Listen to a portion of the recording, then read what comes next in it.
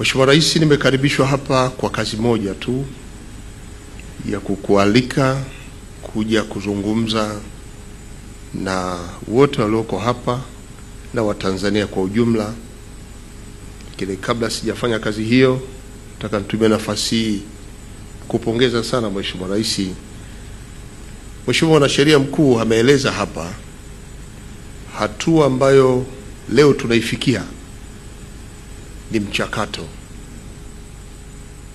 Mchakato huu ni mradi ambao umetumia fedha kukamilisha zoezi la kuweza kurekebisha sheria zetu.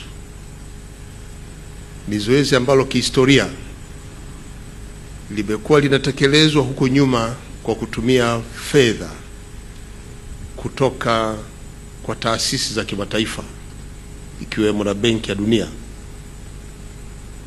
Lakini leo zoezi hili limefanywa kwa fedha ya ndani ya Watanzania. Jambo hili ni kubwa na lazima tujipongeze.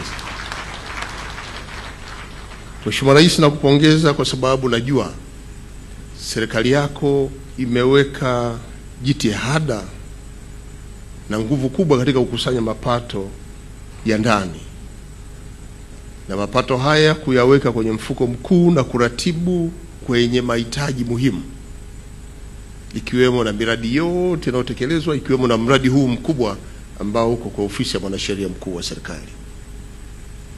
Lakini la pili, nikupongeze Mheshimiwa Rais kwa sababu uwekezaji wako kwenye elimu na taaluma mbalimbali ni mkubwa sana kwa kipindi hiki cha awamu ya 6.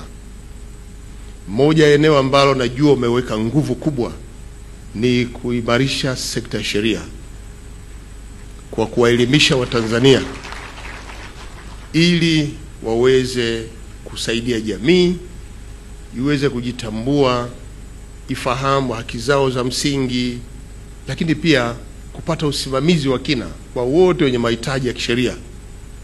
Hii ni pamoja na programu ambayo wewe mwenyewe umeidhamini ya Dr. Samia Legal Aid inayoendeshwa nchi nzima ya kuwasaidia Watanzania wenye uhitaji wa msaada wa kisheria wapate msaada huo bila malipo yoyote. Hii maana yake ni nini?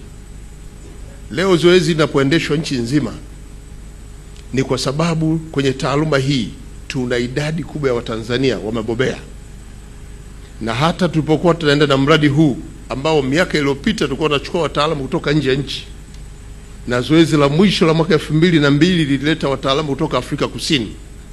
Mheshimiwa Rais, leo Watanzania tunafurahi kusikia kwamba zoezi hili ambalo lilikuwa linaleta wataalamu kutoka nje ya nchi, tumetumia wataalamu wetu wa ndani kufanya urekebu wa sheria.